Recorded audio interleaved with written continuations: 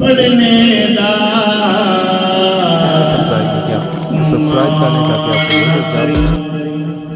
ते ना आखी मैं पढ़िया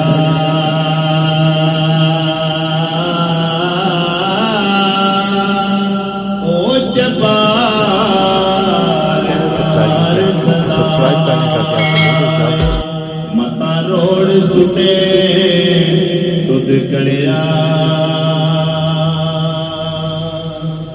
ओ मोती चोग जना दी होवे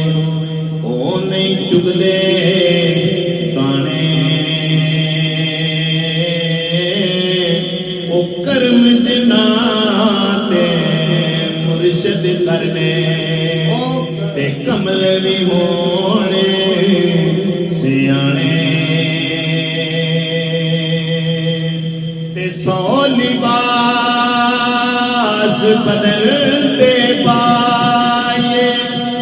ते पीर बिना कंड नंगी